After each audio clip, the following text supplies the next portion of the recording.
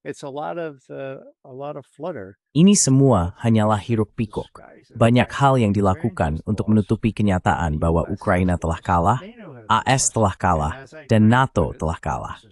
Seperti yang sering saya katakan, dan ini bukan ide orisinal dari saya, kekalahan itu seperti babi yang butuh banyak lipstik agar tidak terlihat sebagai kekalahan sejati. Menurut saya, Putin sudah jelas melalui Lavrov dan yang lainnya. Lihat, kami punya banyak lipstick nih, oke? Size word, and it me abadi puting semua mungkin. Sebuah kesepakatan yang negosiasikan di sini.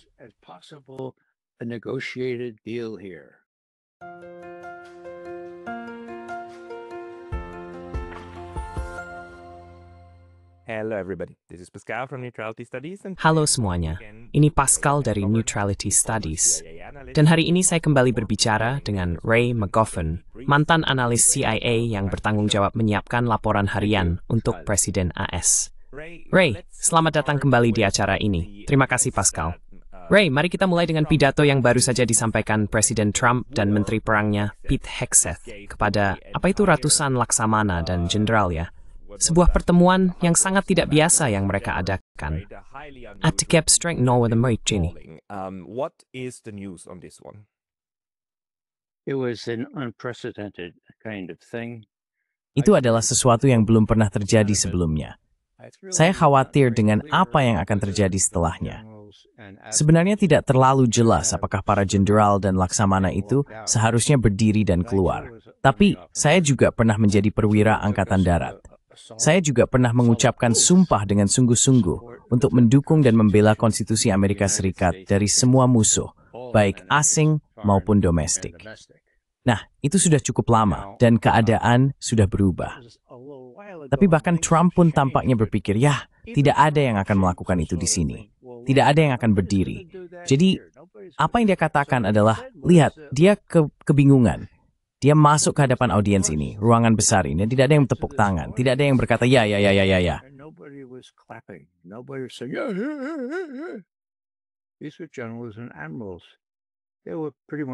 Mereka adalah para jenderal dan laksamana. Mereka hampir tidak bersuara. Jadi dia berkata, oh, saya sudah bertahun-tahun tidak masuk ke ruangan seperti ini. Kalian boleh bertepuk tangan kalau mau, tidak apa-apa.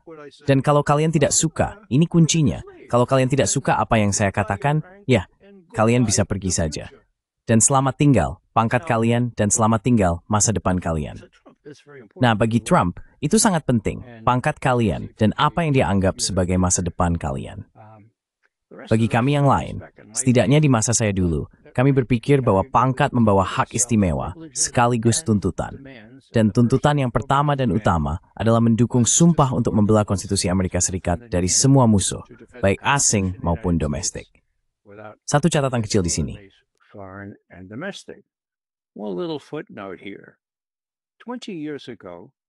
20 tahun yang lalu, ketika saya memberikan kuliah tentang bagaimana intelijen sebelum serangan ke Irak, ya, intelijen itu disesuaikan dengan kebijakan.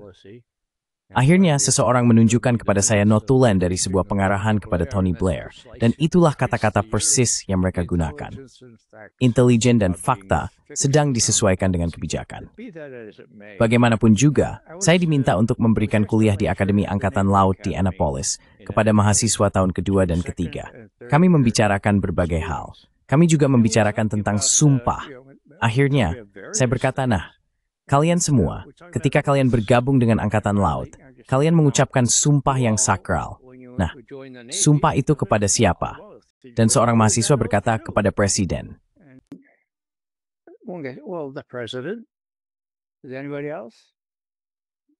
Apakah ada orang lain? Presiden Amerika Serikat. Saya bilang, maaf teman-teman, jika kalian telah bersumpah pada konstitusi, mungkin akan ada saat-saat dalam karier kalian di mana sumpah pada konstitusi itu lebih tinggi, mengungguli perintah dari presiden. Nah, itu benar-benar membuka mata saya. Maksud saya, itu Angkatan Laut, bukan Angkatan Darat. Saya berusaha untuk tidak berprasangka, tapi astaga, mereka ini calon perwira Angkatan Laut, dan mereka pikir, sumpah mereka adalah kepada Presiden Amerika Serikat. Saya tidak tahu berapa banyak dari para jenderal dan laksamana itu, sekitar 20 orang. Ya, banyak dari mereka mungkin ada di sana jika mereka dari Angkatan Laut. Saya tidak tahu apakah mereka menangkap maksud saya. tapi tidak ada yang berdiri. Tidak ada yang keluar. But nobody got up, nobody walked out. I haven't read the speech in detail. Saya belum membaca pidatonya secara rinci, jadi saya tidak tahu apakah ada alasan yang benar-benar masuk akal untuk mereka keluar. Tapi itulah jenis kesetiaan membabi buta seperti Lemming kepada atasan satu tingkat di atasnya, terus sampai ke Dewan Kepala Staf Gabungan. Dan Anda tahu, maksud saya, ini agak dibuat lucu saya kira. Tapi ada dua Lemming, oke? Lemming, dan mereka ada di tepi jurang. Dan semua Lemming lainnya, seperti Lemming pada umumnya, melompat dari tebing. Lalu satu Lemming berkata kepada yang lain, "Apa kita benar harus melakukan ini?" Dan Lemming pertama menjawab, "Ya, kalau kita tidak melakukannya, kita akan melanggar semangat dan kehormatan semua Lemming mendahului kita." Boom. Now, my God. Ya Tuhan, jika itu semangatnya, memang ada esprit de corps yang diiklankan Trump sebagai alasan pertemuan ini. Dan jika masih ada sekelompok orang yang seperti Lemming di korps perwira kita, tentu saja, terutama di tingkat atas, bukan di tingkat paling bawah, tapi di atas, mereka yang ada di Annapolis saat saya memberikan pidato itu, kita benar-benar dalam masalah besar. Tentu saja, menolak semua sering neverfirn meralis seks moral hatches in Leroy dan Durrell di negara kita. Dan itu menurut konstitusi jelas-jelas ilegal.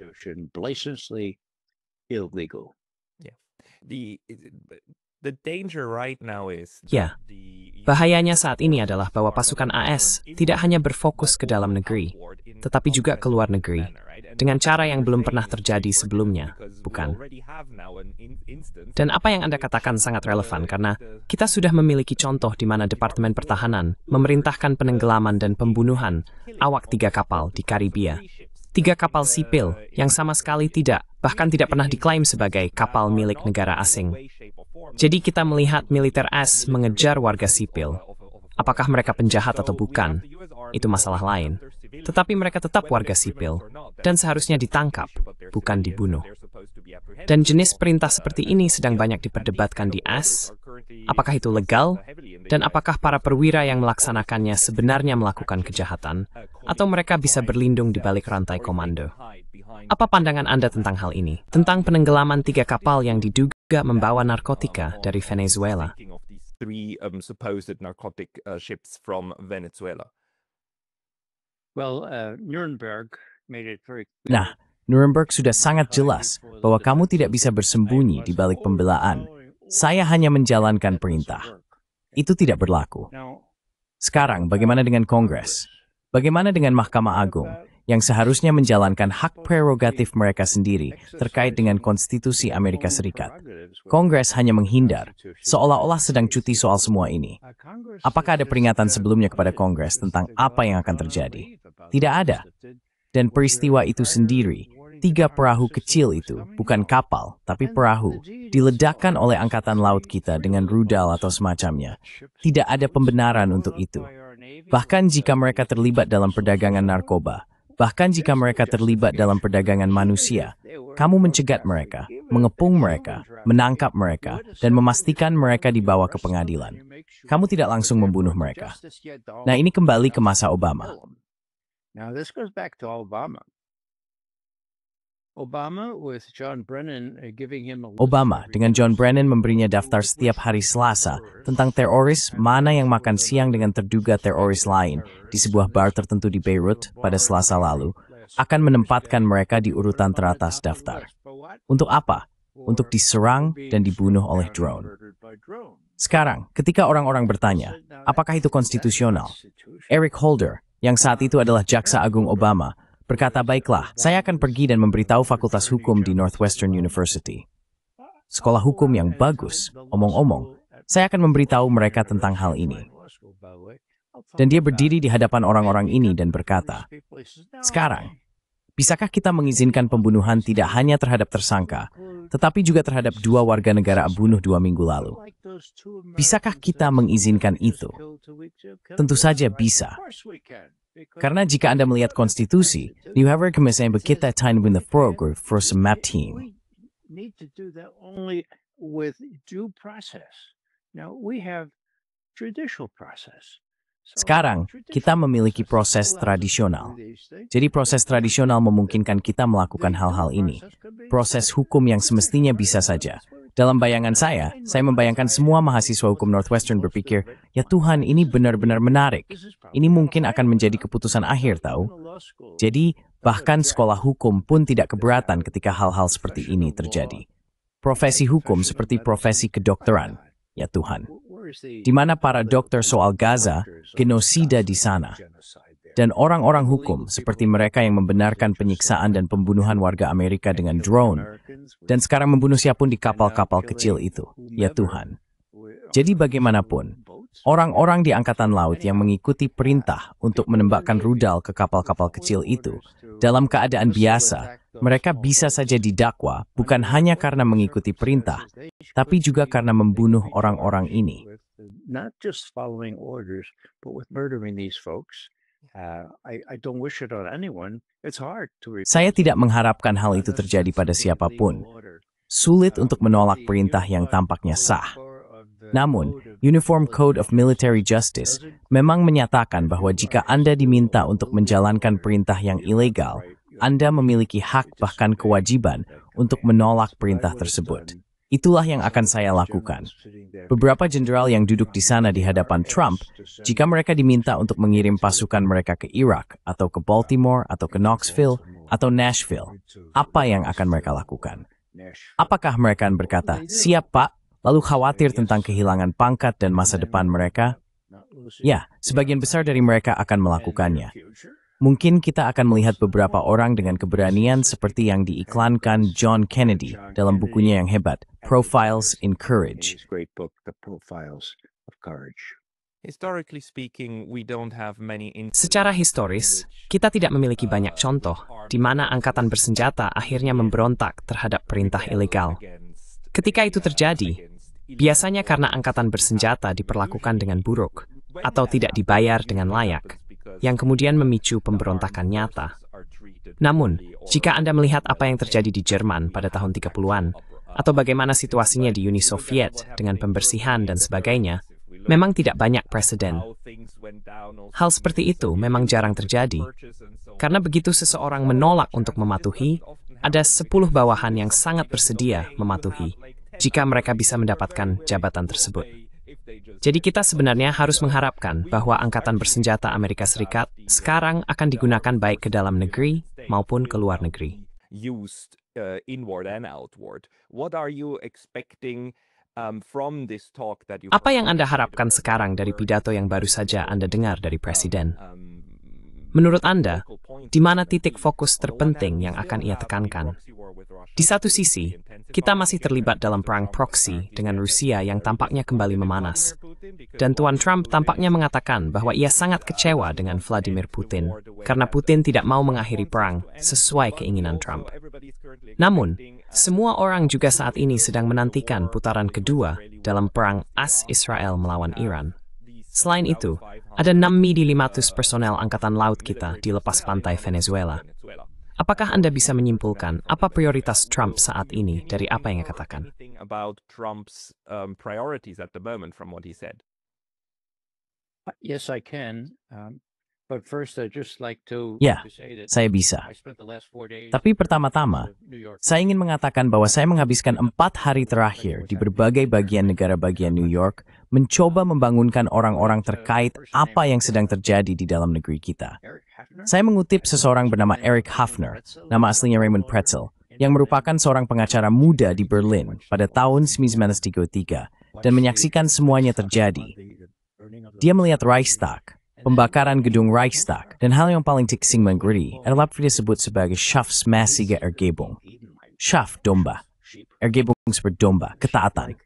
Ketaatan ya. No guts, obedience, yeah. So, you know, that's what we're trying to. Jadi begini, itulah yang saya coba. Itulah yang banyak dari kita coba katakan. Lihat, juga kepada militer. Anda tahu, jika presiden datang dan bertindak seperti raja dan berkata, "Kenapa kalian tidak bertepuk tangan untuk saya?"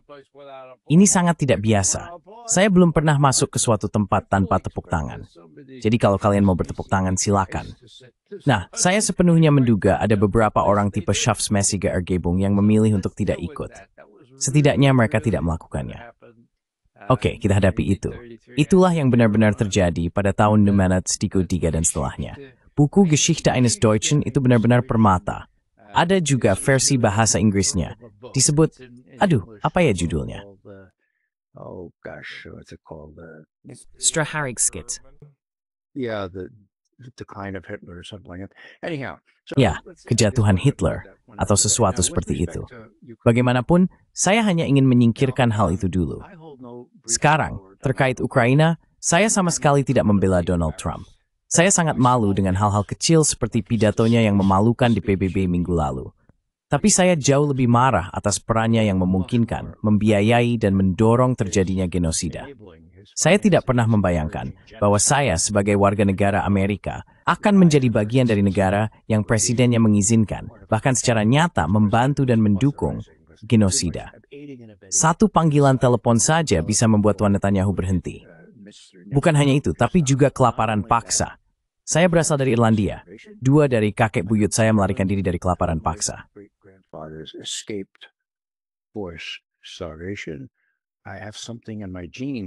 Mungkin ada sesuatu dalam gen saya, tapi saya sangat merasa kuat tentang hal itu.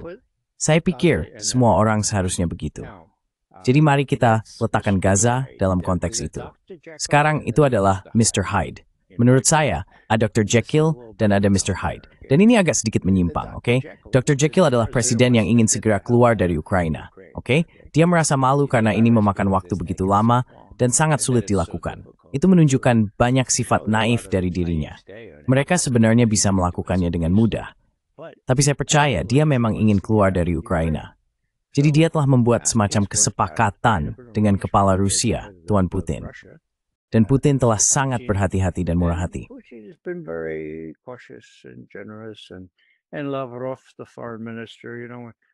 Dan Lavrov, Menteri Luar Negeri, Anda tahu ketika Trump berkata, saya sangat tidak senang. Saya sangat tidak senang dengan Tuan Putin. Lavrov ditanya tentang hal itu saat konferensi pers setelah pidatonya di IHO. Dan dia berkata, ya, sekarang orang mengekspresikan diri dengan berbagai cara. Mereka punya cara yang berbeda-beda. Yang penting adalah apa yang kami dengar secara pribadi. Dan hal besar adalah sekarang kami berbicara secara pribadi. Dan kami telah mengadakan KTT ini. Kami tidak akan terlalu serius menanggapi hal-hal besar seperti itu. Lupakan saja. Jangan coba-coba menganalisis semua yang dikatakan presiden. Itu nasihat yang bagus. Saya membangun karier saya dengan menganalisis apa yang dikatakan para pemimpin Rusia. Dan sebagian besar dari mereka cukup konsisten.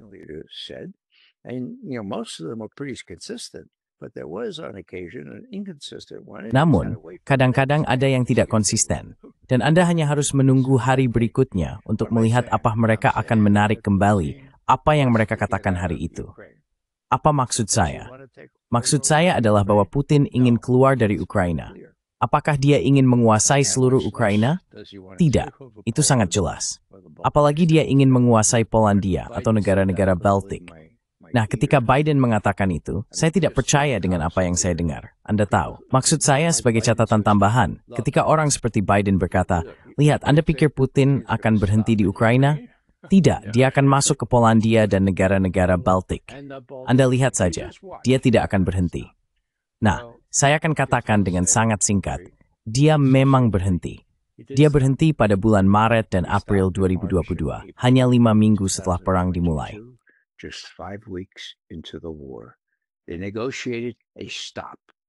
Mereka telah merundingkan penghentian, gencatan senjata. Namun, itu dibatalkan oleh badut dari Inggris, Boris Johnson, yang bertindak atas nama Inggris dan AS, yang mengatakan kepada Zelensky, gencatan senjata? Lupakan saja. Kami akan melatih pasukanmu agar mereka bisa lebih baik melawan orang-orang ini. Kami akan memberimu semua yang kamu butuhkan selama diperlukan. Jadi, tolak itu. Terutama kami tidak ingin kamu mengalah soal keanggotaan Ukraina di NATO. Demi Tuhan. Jadi sekarang kesini perbuatan. Oke. Dari arah Versailles, Rusia berhenti di ta. Mereka untuk usurpsir kef dalam mesemit. Semijus bas da seban. That's a goodwill gesture, for God's sake. And then they were accused of some sort of massacre. Lalu mereka dituduh melakukan semacam pembantaian di Bucha, yang sebenarnya belum pernah diselidiki dan sangat mencurigakan. Jadi, Rusia dicap sebagai pihak yang benar-benar jahat oleh Biden dan yang lainnya.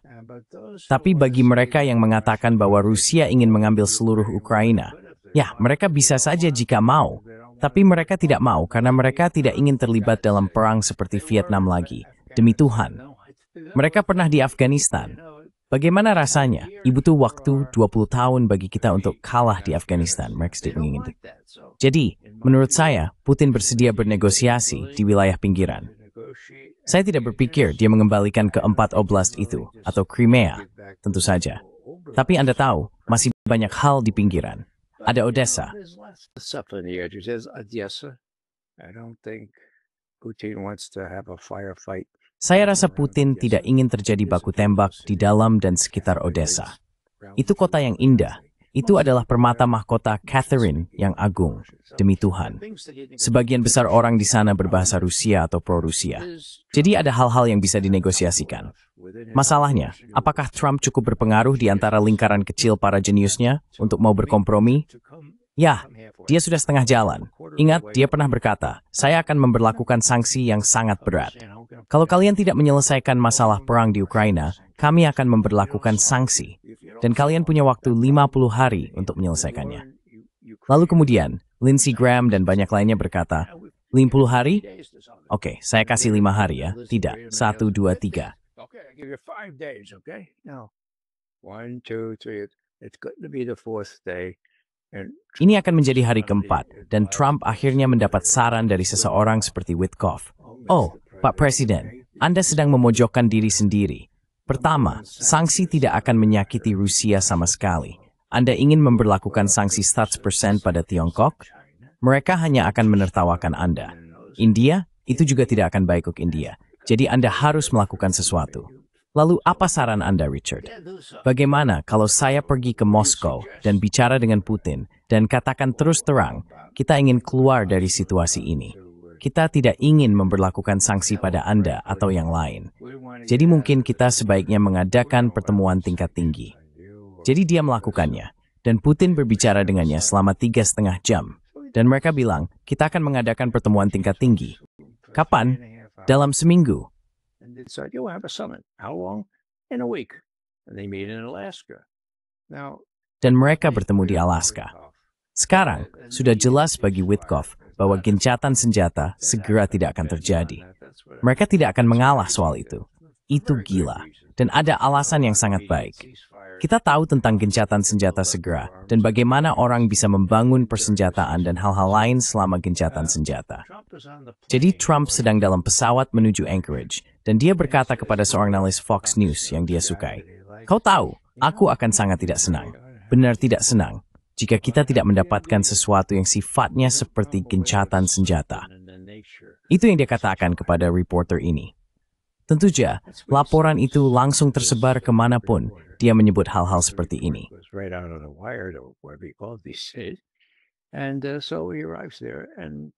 Jadi dia tiba di sana, dan benar saja, dia mencoba sekali lagi dengan Putin. Kali ini soal gencatan senjata segera. Dan Putin berkata, kamu tahu arti belum? Belum. Artinya belum sekarang dan tidak mungkin. Lalu Trump mencoba membicarakan hal lain. Kemudian, 1 jam setemuan selesai, dia pergi ke keyboardnya dan, oke, kita tidak akan lagi bersikeras pada gencatan senjata segera.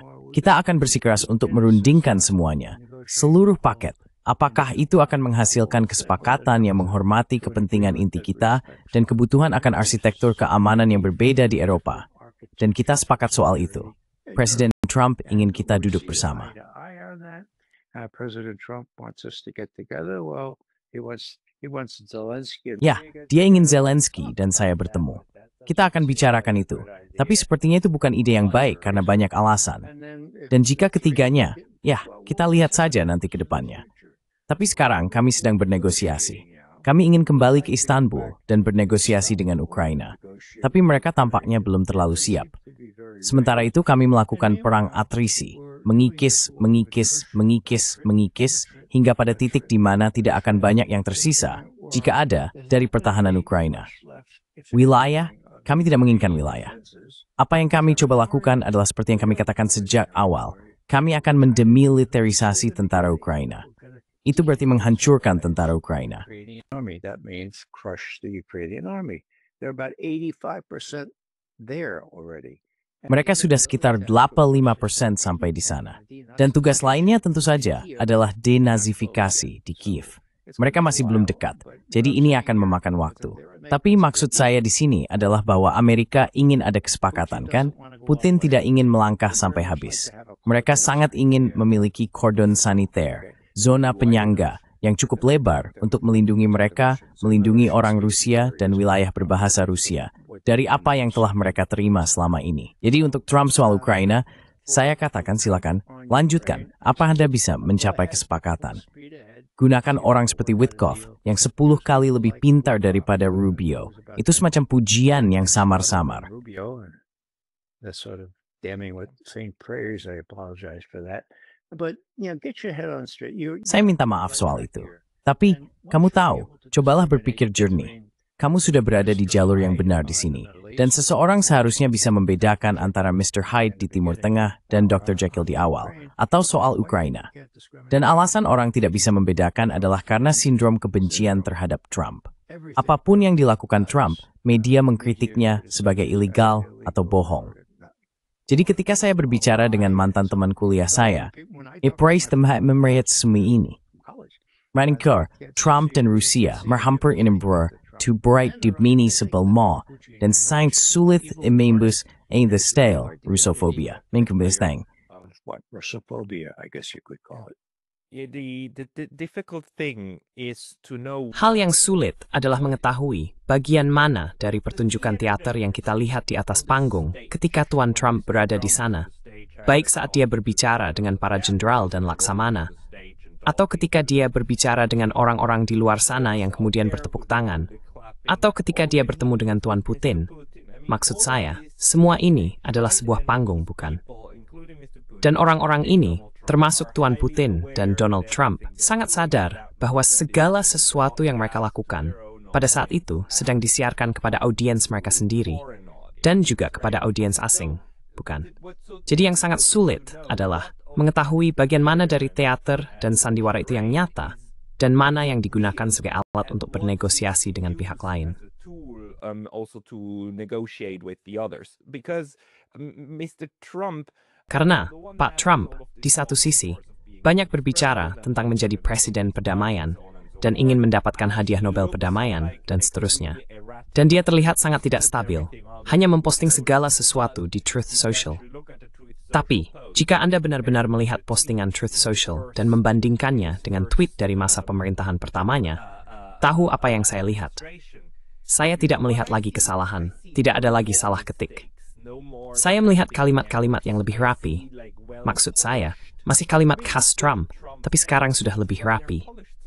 Tidak ada lagi gaya lama yang biasa dia gunakan.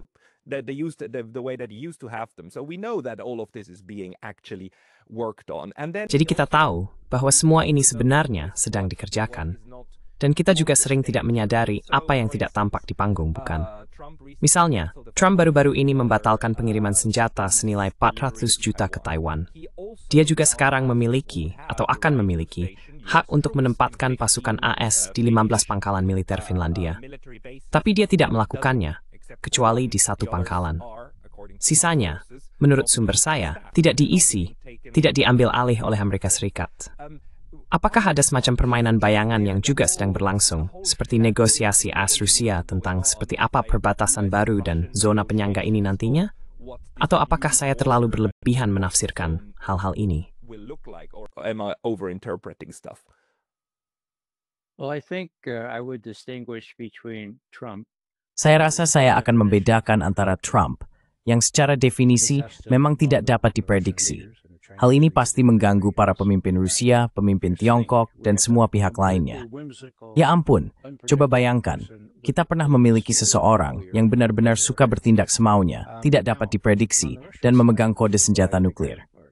Sekarang di pihak Rusia yang sudah saya ikuti selama 5 dekade, Rusia itu dapat diprediksi, dewaya ditanabi sebelakang dari apa yang mereka katakan dan lakukan.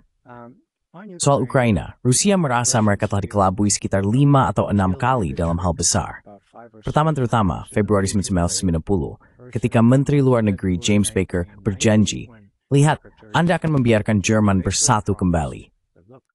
You let Germany be reunified, and we promise not to move NATO. Dan Anda tahu, kami berjanji untuk tidak memindahkan NATO 1 inci pun ke timur dari Jerman.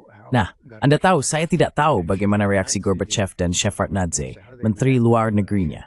Tapi, saya bisa memahami penyatuan kembali Jerman. Kami baru saja kehilangan 27 juta orang akibat Jerman yang bersatu. Itu adalah pil pahit yang harus ditelan. Dan mereka mempercayai kami. Jadi yang terjadi adalah, Jim Baker, seorang pengacara dari Texas, berkata, lihat bagaimana kalau begitu. Apakah itu baik? Kami berjanji untuk melakukan itu. Dan sekarang, dia adalah pengacara cerdas dari Texas. Mereka tidak meminta agar janji itu ditulis. Jadi, malah lebih baik cukup dengan janji ini, oke? Sekarang, apakah itu janji? Tentu saja itu janji. Dan itu tertulis dalam berbagai literatur diplomatik dan sekarang tersedia di berbagai perpustakaan. Tapi apa yang saya maksud di sini?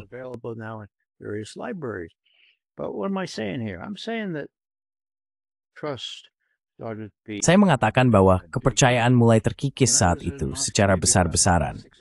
Ketika saya berada di Moskow, mungkin sekitar 6 atau 7 tahun yang lalu, saya sudah beberapa kali ke sana sejak itu, saya bertemu dengan salah satu ajudan terdekat.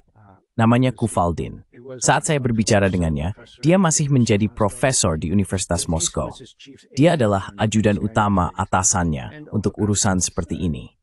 Dan saat minum bersama, saya bertanya, Tuan Kuvaldin, mengapa hal itu tidak pernah dituliskan? Dan dia menjawab, Tuan McGovern, saya akan berikan jawaban resmi dulu. Jerman belum ikut serta.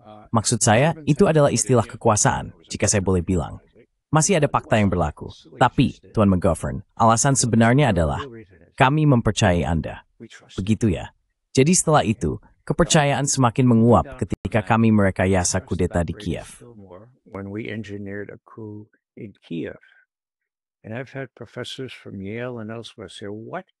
Dan saya pernah berbicara dengan profesor dari Yale dan tempat lain yang berkata, kudeta apa? Dan saya bilang bahwa kudeta itu sudah diumumkan 2,5 minggu sebelum terjadi. Dengan nama-nama pemimpin kudeta dan Perdana Menteri masing-masing sudah ada di YouTube. Cek saja, minggu pertama Februari 2014. Dan saya melihat itu dan berkata, ya ampun, berarti kudetanya sudah ketahuan. Kita tidak perlu khawatir soal kudeta apapun. Dan itu adalah Wakil Menteri Luar Negeri Victoria Nuland yang berbicara dengan Duta Besar AS di Kiev, Anda tahu. Dan kita tahu itu rekaman asli. Maksud saya tidak tahu siapa yang menyadapnya. Tapi pada satu titik Jeffrey Pyatt, sang duta besar berkata, sekarang Ibu Menteri, Uni Eropa tidak akan suka sama sekali. Dan dia menjawab, persetan dengan Uni Eropa.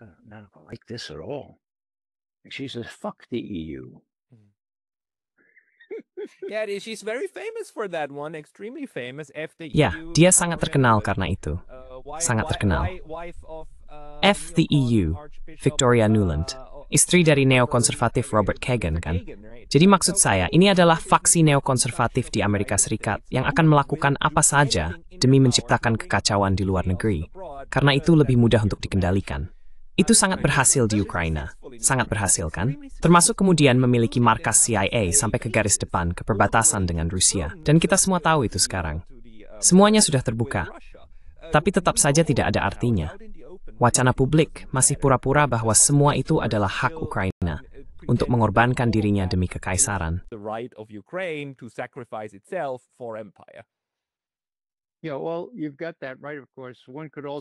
Ya, benar sekali, tentu saja. Seseorang juga bisa menyebutkan bahwa Victoria Nuland yang sama pernah mengumumkan bahwa AS telah menginvestasikan 5 miliar dengan huruf B, seperti pada kata boy, untuk mendorong demokrasi di Ukraina. Dan National Endowment for Democracy memiliki sekitar 5-6 lokasi di Ukraina. Jadi maksud saya disinilah berbicara di sebuah situs progresif, berbicara dengan Timothy Snyder dari Yale, profesor besar di sana. Dan saya berkata, nah, kudeta. Dia berkata, kudeta apa? Dan saya berkata, apakah Anda tidak familiar dengan pesan yang disadap, yang mana Nyonya Nuland sudah meminta maaf kepada rekan-rekannya di Uni Eropa? Maaf, saya tidak maksud mengatakan FTEU. Tidak. Apakah Anda membacanya? Dan dia menatap saya dan, hanya itu yang kamu punya. Jadi saat itu saya tahu.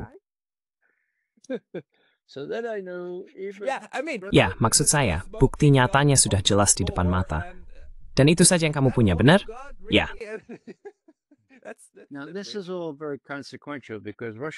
Nah, semua ini sangat berdampak karena isu Russiagate muncul tak lama setelahnya. Dan ketika Trump menjadi presiden, tentu saja mereka melemahkannya. Mereka memastikan dia tidak mungkin bisa mendekati Rusia dengan dalih palsu, yaitu Russiagate. Jadi dia terjebak dan harus bersikap lebih keras terhadap Rusia dibanding siapapun. Dan Obama, ya seluruh kelompok mereka, memanfaatkan sentimen anti-Rusia. Jadi, terkait Ukraina atau bagaimana semua ini terjadi, kudeta itu memang ada. Itu adalah pengkhianatan besar yang kedua. Lalu tentu saja militer Ukraina saat itu hampir tidak ada apa-apanya. Tapi mereka didorong untuk bertempur, untuk menumpas para pemberontak di Donbas, di Lugansk dan Donetsk. Dan mereka melakukannya. Mereka mulai menembaki kota-kota dan segala macam hal seperti itu. And they did, and they started shelling cities and all that kind of stuff. So finally, there was an agreement. Akhirnya tercapai kesepakatan untuk menghentikan gencatan senjata. Dan ada dua kesepakatan di Minsk, Belarus, satu pada 2014, satu lagi pada 2015. Bagian dari kesepakatan itu adalah bahwa Ukraina akan memberikan Donbas tingkat otonomi dalam konstitusi mereka, untuk memberikan mereka hak-hak yang dulu mereka miliki, untuk berbicara dalam bahasa Rusia, berurusan dalam bahasa Rusia, memiliki bahasa Rusia sebagai bahasa resmi. Itu tidak pernah terjadi. Siapa yang mengawasi hal itu? Pemerintah Prancis dan Jerman, Angela Merkel, François Hollande. Selama 7 tahun, mereka mempermainkan Rusia, dan Putin berkata, tidak, kita akan menyelesaikan ini, kita akan membantu mendorong ini, kita akan membuat mereka melakukannya, dan mereka tetap dipermainkan. Jika butuh bukti, Angela Merkel hanya beberapa tahun lalu berkata, kalian tahu, kita harus mengakui bahwa kesepakatan Minsk ini, kami tidak pernah berniat untuk mematuhinya.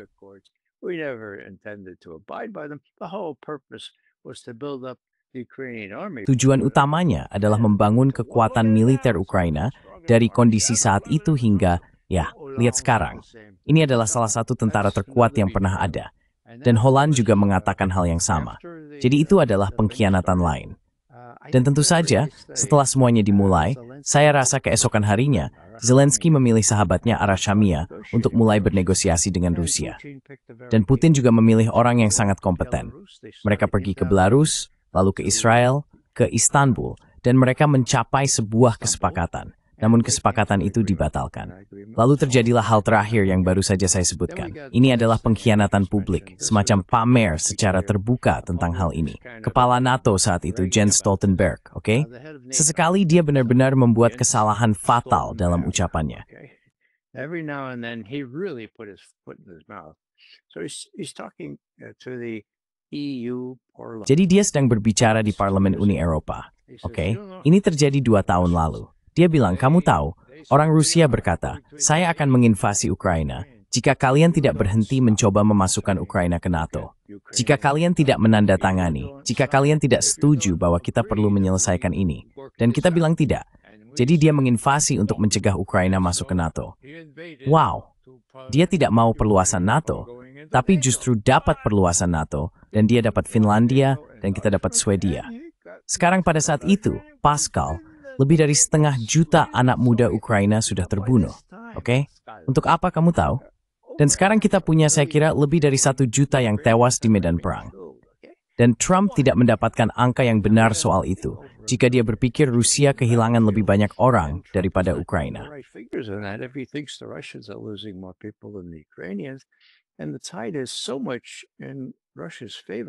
Dan situasinya sangat menguntungkan Rusia. Sehingga ketika seseorang yang gegabah seperti Jenderal Klok mengatakan kepadanya, tidak, Rusia sedang kalah. Ukraina akan baik-baik saja. Lagi pula ekonomi Rusia sedang goyah. Ekonomi Rusia akan runtuh. Ayolah, jangan bercanda. Tidak ada satupun dari itu yang faktual. Tapi itu sejalan dengan apa yang dikatakan orang-orang intelijen kepada Biden. Bill Burns, orang CIA, dia pergi saat Presiden berada di Helsinki. Burns berkata, sekarang Pak Presiden, Anda akan berpidato. Katakan saja kepada mereka bahwa Putin sudah kalah. Pasukannya telah menjadi bahan ejekan karena benar-benar tidak cakap. Katakan itu kepada mereka. Oke? Jadi dia melakukannya. Sekarang saya berpikir, dari mana Biden mendapatkan itu? Dan saya menemukan ternyata itu dari Kiev. Itu dari Dr. Slavinsky. Dan dia berkata, saya akan beritahu Anda, Presiden, kami sudah mengaturnya semua. I'll tell you, President, we got it all made. Everything's fine. You know, Russia's losing on us. Semuanya baik-baik saja. Kamu tahu, Rusia sedang kalah. Sekarang, apakah orang-orang sebegitu mudah tertipu? Apakah orang-orang sebegitu bodohnya? Nah, di mana Kellogg saat dia membuat intervensi terakhir ini? Dia baru saja berbicara dengan Zelensky. Di mana Trump saat dia mengulanginya? Dia juga baru saja berbicara dengan Zelensky. Sekarang, apakah Zelensky punya semacam ilmu hitam jahat yang dia gunakan pada orang-orang ini, sehingga mereka tidak bisa melihat kenyataan? Saya tidak tahu, tapi itu tidak masuk akal. Yang benar-benar masuk akal adalah orang-orang Rusia, menurut saya, berkata pada diri mereka sendiri, lihat, Trump ya Trump, kami tahu keanehannya. Kami tidak menganggapnya terlalu serius. Tapi dia satu-satunya orang yang bisa kami ajak bekerja sama selama 3 tahun ke depan, demi Tuhan. Dia tampaknya lebih cenderung daripada para jenius lain yang pernah jadi presiden untuk membuat kesepakatan. Kami sedang menang.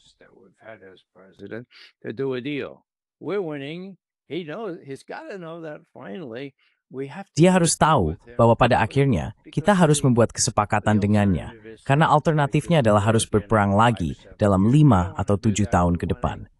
Kita tidak ingin melakukan itu.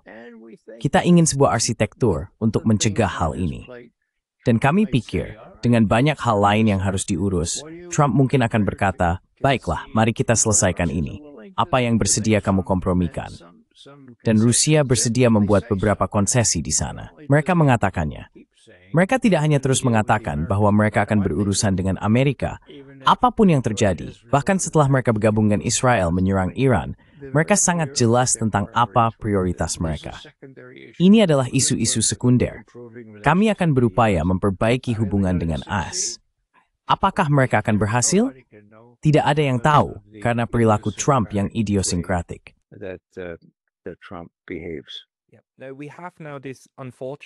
Sekarang kita menghadapi kenyataan pahit, di mana Eropa dan Amerika Serikat, untuk sebagian besar, tidak sepenuhnya, tapi sebagian besar, diperintah dan dikendalikan oleh para psikopat solipsistik, orang-orang yang benar-benar tenggelam dalam realitas mereka sendiri. Selain itu, mereka tahu bahwa mereka tidak akan dimintai pertanggungjawaban atas apapun yang mereka lakukan. Karena itu, mereka bisa melakukan apa saja yang mereka mau. Mereka bisa berkuasa tanpa takut dihukum, karena, sekali lagi, Anda bisa melakukan genosida terhadap orang-orang di Timur Tengah, di Asia Barat, dan itu tidak masalah. Semuanya akan baik-baik saja. Tidak satupun dari mereka yang akan masuk penjara karena hal itu. Tidak ada. Dan mereka tahu itu. Dan mereka lebih mementingkan citra diri mereka sendiri di atas segalanya. Lihat saja Tuan Macron, bagaimana serius sudah mempersiapkan diri untuk posisi berikutnya di salah satu logro-greng.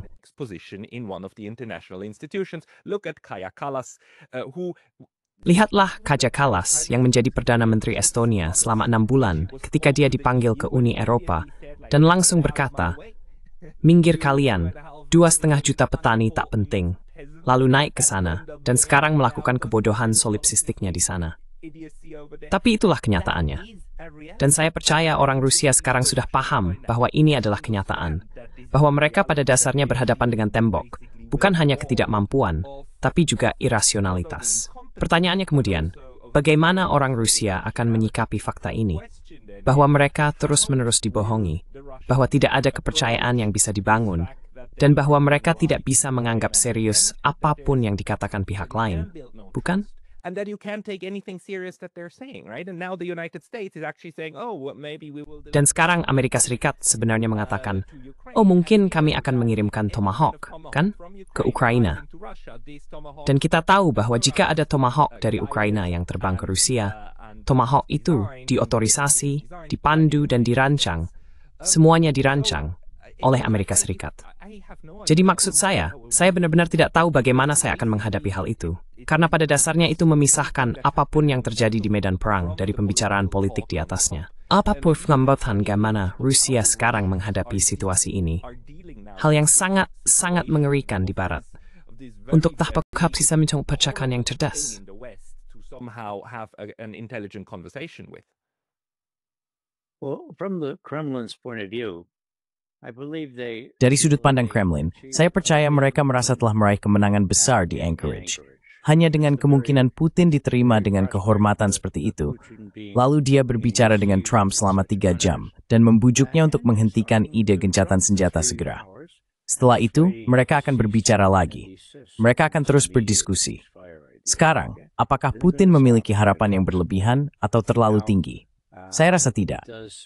Faktanya, dia secara khusus memegitkannya agar ini berpisah berlebihan atau terlalu tinggi. Tapi di dalam situasi ini, setidaknya dia tetap di beban realitas nyata untuk strategi bisa eskalasi. To carry this thing in an escalatory way. Now, Russia's aim since I was a... Sekarang, tujuan Rusia sejak saya masih kecil adalah untuk memecah Eropa, memisahkan Eropa Barat dari Amerika Serikat. Oke? NATO ketika dibentuk, tahun berapa? 1949. Saya kira kebanyakan orang tidak tahu. Mereka bilang, oh no, NATO harus dibentuk karena Pakta Warsawa. Nah itu salah. Pakta Warsawa datang setelahnya. Mungkin Anda lebih muda dari saya. Jadi inilah NATO dibentuk. Dan apa tujuan utama dibentuknya NATO? Nah, seperti yang dikatakan Lord Ismay, kepala pertama NATO, tujuannya ada untuk menjaga agar Amerika tetap terlibat, Rusia tetap di luar, dan Jerman tetap ditekan. Saat itu, saya masih anak-anak. Saya hidup sebagai bocah kecil selama Perang Dunia II. Dan menjaga Jerman tetap ditekan, terdengar seperti ide yang cukup bagus bagi saya.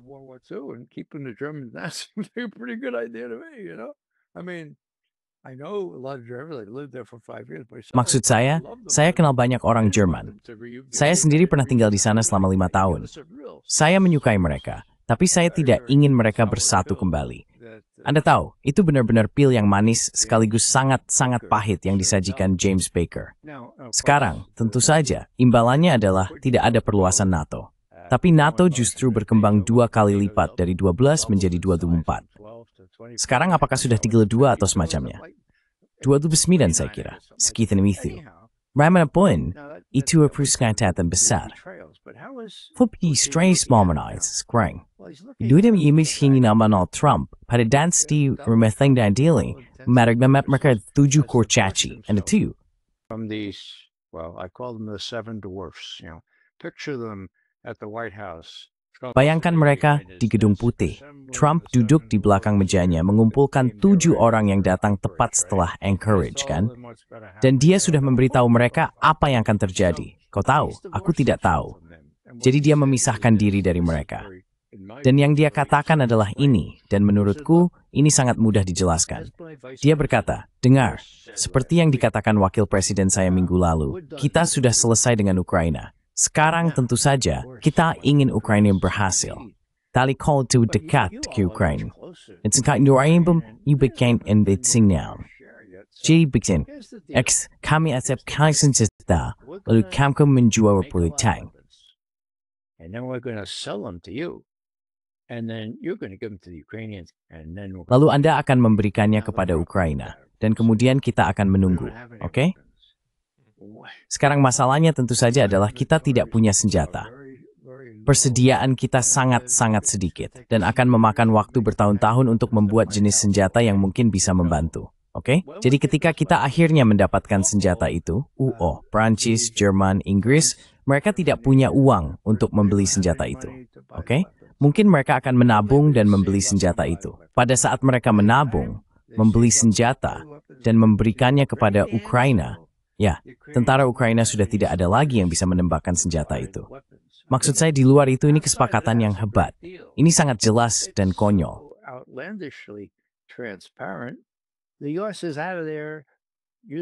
As keluar dari sana. Kalian yang pintar, para jenius di Inggris, Prancis, dan Jerman, silakan kalian yang tangani ini. Kami saja tidak bisa menanganinya selama 3,5 tahun. Silakan saja. Itu yang saya pikir Trump ingin lakukan. Sekarang, dia punya Jenderal Kellogg dan banyak orang lain yang benar-benar picik menasihatinya dan membuatnya mengatakan hal-hal konyol seperti yang sudah kita bicarakan sebelumnya. Jadi dia menghadapi banyak perlawanan. Dan Rusia Mormarista. Nesipring nam sebakul uturis kebijakan AS dibuat berdasarkan pertimbangan politik domestik. Netama Trump tampak dengan menggerakkan imbau atak MS, hamari berbem aka atamas. Padahal tidak mas. Maaf tambul produksi sih. Well, there aren't any ARAMs. They're not even built yet, so it's a lot of flutter. Jadi ini semua hanyalah banyak omong kosong. Banyak hal untuk menutupi kenyataan bahwa Ukraina telah kalah, bahwa AS telah kalah, bahwa NATO telah kalah. Dan seperti yang saya coba katakan, dan ini bukan ide orisinal dari saya, kekalahan itu seperti babi yang butuh banyak lipstik agar tidak terlihat sebagai kekalahan sejati. Menurut saya, Putin sudah jelas melalui Lavrov dan yang lainnya. Lihat, kami punya banyak lipstik di sini. Oke, Sadawis Pawatsit Lidi akan membuat kesepakatan yang dinegosiasikan ini mungkin. Kami punya beberapa konsesi. Tapi lihat, jangan pikir kalian masih punya pengaruh nyata. Dan 7 kurcaci di Eropa, mereka juga punya.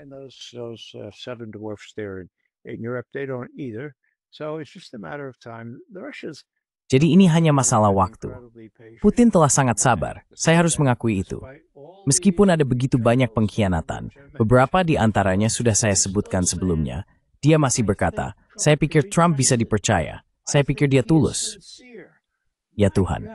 Sekarang Anda menyebutkan Tomahawk. Jika Tomahawk bahkan hanya diletakkan di kapal barang atau semacamnya dan mencoba dikirimkan, itu akan menjadi akhir dari sikap baru ini. Ini adalah garis merah yang paling tegas. And that you is a theoretic ratio therefore which stays with a swath who lack the claimed. Mereka badet tergid wrath, it's time for is to pose. In winds rallied.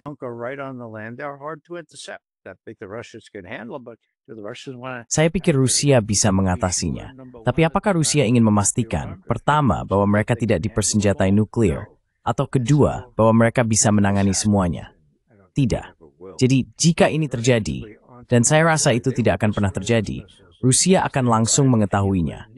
Mereka akan menghancurkan rudal-rudal itu segera setelah tiba di dekat Ukraina. Dan saya rasa Trump mungkin tahu itu. Apakah militer tahu itu atau apakah militer akan bertindak sendiri, seperti yang dikatakan beberapa orang kepada saya. Tapi bahkan begitu, saya rasa saya bisa membandingkan saya akan membandingkan Putin sebagai sosok yang setajam John Kennedy saat krisis rudal Kuba. John Kennedy during the Cuban Missile Crisis.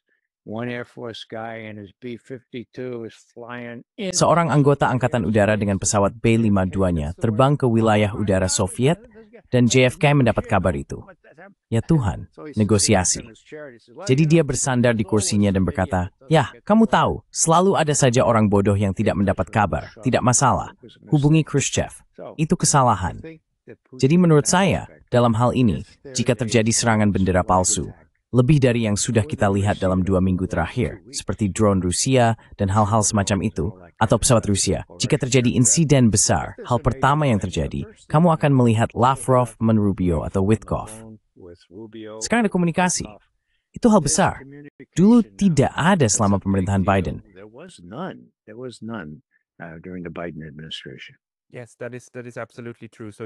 Ya, itu benar sekali. Jadi Anda masih menafsirkan ini sebagai cara untuk Anda tahu, menjaga teater tetap hidup, sementara sebenarnya di balik layar hanya mempercantik sesuatu yang buruk, agar pada dasarnya bisa dibiarkan seiring waktu. Dan Rusia sebenarnya ikut bermain dengan itu, karena mereka tahu bahwa inilah caranya untuk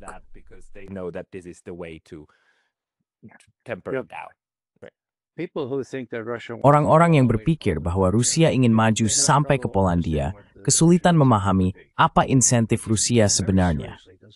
Putin dengan sangat serius tidak ingin bergerak lebih jauh ke barat daripada yang diperlukan, dan ada hambatan fisik yang harus diperhitungkan.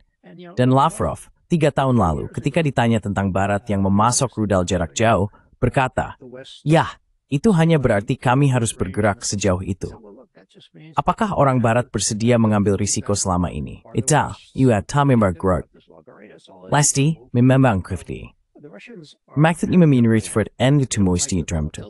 No man needs set its advances and a paper per grana. He's the only guy they have to deal with right now, and I think they see he's got lots of problems. Dan saya pikir mereka melihat dia punya banyak masalah. Anda tahu, dia kehilangan dukungan karena dukungannya terhadap Netanyahu. Izinkan saya menambahkan satu hal di sini. Bagaimana Anda menjelaskan reaksi berlebihan terhadap beberapa kapal kecil yang diduga membawa narkoba dari Venezuela? Oke? Nah, saya sudah cukup lama mengikuti perkembangan, dan saya ingat ketika barak marinir di Beirut diledakkan, dengan sekitar 241 marinir tewas. Oke? Itu benar-benar pukulan telak. Dan Reagan setelah menggunakan kapal perang untuk menembaki lembah Bekaa, akhirnya berkata, tidak, kita harus keluar dari sini. Oke? Tapi mereka harus tetap terlihat kuat. Jadi apa yang mereka lakukan? Mereka melancarkan serangan ke Grenada. Grenada? Ya bukan Grenada. Grenada, pulau kecil di Karibia. Nah, bagaimana dengan Grenada?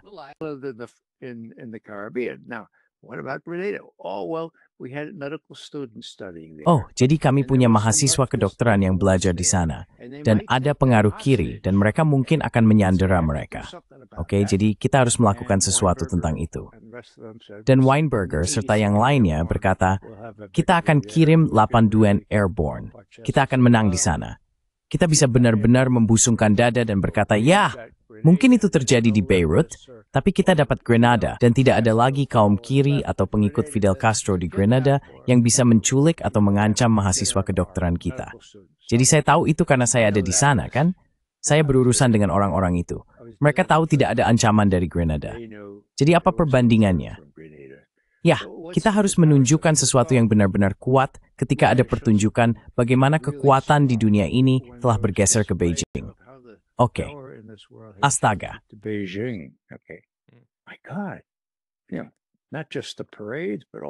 Bukan hanya parade, tetapi semua orang di China dan India sekarang, dan sebagian besar orang di dunia, sedang mengejek Barat dan berkata, kami sudah mengurus ini, kami punya BRICS di Shanghai, dan semua hal semacam itu. Dan Trump bahkan tidak bisa mengundang dirinya sendiri, keadaannya benar-benar memburuk. Jadi menurut saya, Kepala Dewan Perang berkata, ada yang punya ide seperti Grenada. Ada sesuatu yang bisa kita alihkan perhatiannya untuk menunjukkan betapa kuatnya kita. Dan tebakan saya, mereka memilih kapal-kapal itu. Kamu seharusnya tidak menertawakan orang-orang yang terbunuh ini, kan? Kapal-kapal di lepas pantai Venezuela itu hanya untuk menunjukkan apa yang bisa kita lakukan. Itu adalah pembunuhan. Dan para perwira yang mengizinkan hal itu sama bersalahnya dengan para pembunuh, siapapun namanya, Heksap, yang memerintahkannya. Karena itu jelas merupakan tindakan perang. To små hatembrangth is mothing dem it setting in frame. No act of war like that is justified. No, but so your interpretation is that this is a Tidak, tapi interpretasimu adalah bahwa ini adalah unjuk kekuatan karena keputusasaan, karena situasi di Eropa berjalan buruk, dan mungkin juga di Asia Barat. Perang dengan Iran, tidak, maksudku, Iran tidak dikalahkan, kan? Ini adalah pukulan lain terhadap perencanaan, terutama di Israel, bukan? Tapi semua ini masih bisa berakhir sangat buruk, kan?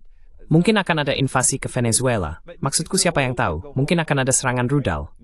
Sekarang sebetulnya bisa dilakukan rudal dan drone. Kau tahu, tabir takes right in Gincha. I mean, isn't that on the menu? You're absolutely right to raise that. Venezuela, Anda benar sekali untuk mengangkat hal itu. Venezuela, orang bilang, memiliki cadangan minyak dan gas terkaya di dunia. Itu harus menjadi pertimbangan dalam hal ini. Sekarang, sudah ada 1 dekade penuh upaya untuk menggulingkan para pemimpin Venezuela yang telah terpilih secara bebas oleh rakyatnya. Dan siapa itu? Saya kira Maduro. Mereka bahkan pernah mengirim drone untuk menembaknya saat dia sedang berpidato di depan umum sekitar 5 tahun lalu. Jadi ya, mereka harus menyingkirkannya untuk memulai revolusi di sana. Jadi saya tidak tahu apakah itu akan terjadi. Trump sudah cukup banyak urusan sekarang. Menurut saya, yang sebaiknya kita katakan adalah ini menekankan Iran seperti yang Anda lakukan. Sekarang, Iran, semua teman dan kolega saya yang berpendidikan dan jauh lebih tahu tentang Iran dan Israel daripada saya mengatakan bahwa serangan Israel ke Iran hampir pasti akan terjadi. on Iran is well nigh inevitable soon. And I'm saying myself, Segera. Dan saya berkata pada diri sendiri, ya Tuhan, apakah orang Israel sebegitu nekatnya? Karena Iran telah menunjukkan kemampuannya dengan semua rudal hipersoniknya untuk menghancurkan Israel. Dengan kata lain, Iran memiliki daya tangkal. Apakah semua radar pertahanan udara canggih dan segala sesuatunya akan berfungsi? Tidak berfungsi. Bagaimana saya tahu itu? Karena sebelumnya juga tidak berfungsi. Itulah sebabnya Netanyahu meminta Trump untuk berkata, "Ya, mari kita lakukan gencatan senjata secepatnya, karena kita sedang kewalahan." Tidak banyak yang membahas apa yang terjadi pada pangkalan udara Israel dan fasilitas penting lainnya selama pertukaran itu. Jadi saya berkata pada diri sendiri, ya ampun, ini akan menjadi perang besar. Dan yang pertama, apakah AS akan terseret ke dalam hal ini, seperti yang tidak berhasil dilakukan Netanyahu baru-baru ini?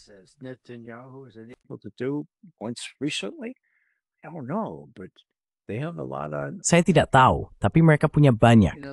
Dengan kata lain, sangat sulit untuk memprediksi apakah presiden kita bisa menghadapi Netanyahu. Yang bisa dia lakukan sekarang adalah berkata, jangan lakukan itu. Jangan lakukan itu. Karena jika saya Trump, saya akan bilang, lihat, ini akan terjadi. Kalian akan menerima serangan balasan yang belum pernah kalian alami sebelumnya. Dan kemudian kalian akan dihadapkan pada kemungkinan berada dalam situasi ekstrem dan harus menggunakan salah satu senjata nuklir kalian. Dan kami tidak ingin kalian berada dalam kategori itu, karena kami pikir kalian mungkin akan melakukannya. Dan kami tidak menginginkan itu. Jadi begini, jangan lakukan sekarang. Saya pikir, dan ini bukan hanya dugaan saya, sekarang ada buktinya.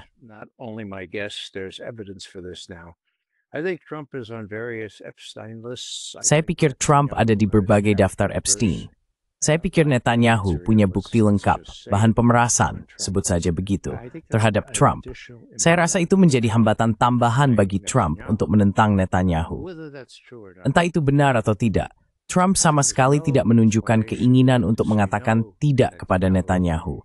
Jika teman-teman saya benar, jika terjadi serangan Iran atau serangan Israel ke Iran, Iran akan membalas dengan cara yang belum pernah terjadi sebelumnya. Mereka didukung oleh Rusia, Tiongkok, dan negara-negara BRICS lainnya. Iran sekarang adalah anggota BRICS. Bahaya perang yang lebih luas sangat besar. Dan yang lebih langsung lagi, ada bahaya Netanyahu berada dalam situasi genting dan berkata, oh, apa yang harus saya lakukan sekarang? Bahkan AS pun tidak bisa menyelamatkan saya.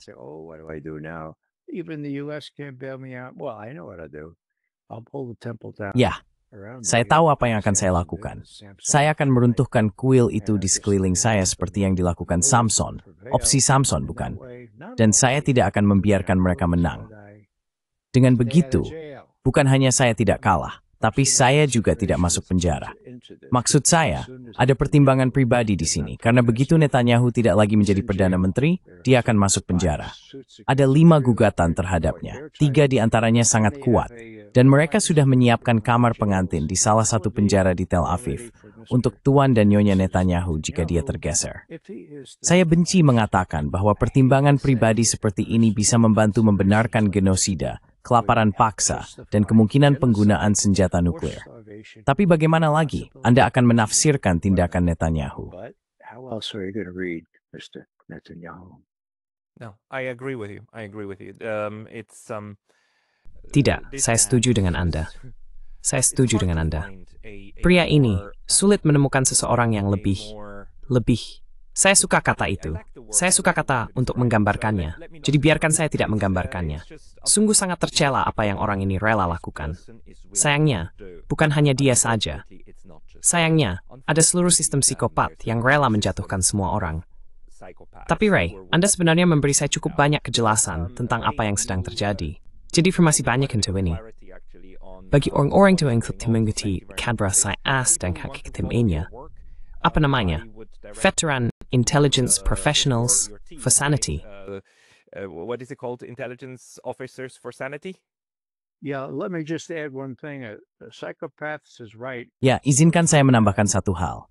Psikopat memang benar, tapi sosiopat bahkan lebih tepat. Coba cari sendiri, maksud saya. Ya, oke. Nah, anak saya, yang mengelola situs web saya, selalu marah kalau saya tidak menyebutkannya. Alamatnya raimgovern.com. Dia sudah berusaha keras agar mudah dicari, dan disitulah saya menaruh semua catatan saya. Biasanya saya pertama kali mempublikasikan sesuatu di X akun saya @raimgovern. Saya juga punya web Substack. Substack. Saya sebenarnya tidak terlalu memperhatikan itu kecuali untuk $50 per bulan yang saya bayarkan ke mereka. Tapi saya tahu banyak orang juga mengikuti saya lewat situ. Saya tampil di acara Judge Napolitano 2 kali seminggu. Sekali hari Senin jam 10, lalu bersama Larry Johnson di Intelligence Roundup, hari Jumat jam 4. Disitulah kebanyakan orang melihat saya. Karena dia punya sekitar 300.000 pengikut. Sekarang sudah jadi pelanggan. Setengah toh. It's true. Benar sekali. Ya, saya agak ketinggalan zaman di sini. Jadi, terima kasih sudah mengundang saya, Pascal. Dan terima kasih atas kerja baik yang kamu lakukan. Kamu menghadirkan orang-orang yang sangat baik. Dan kamu bisa menggali hal-hal yang bagus dari mereka. Jadi saya harap kali ini juga tidak terkecuali. Terima kasih banyak atas kata-kata baiknya. Tentu saja tidak. Saya sangat menghargai masukan Anda.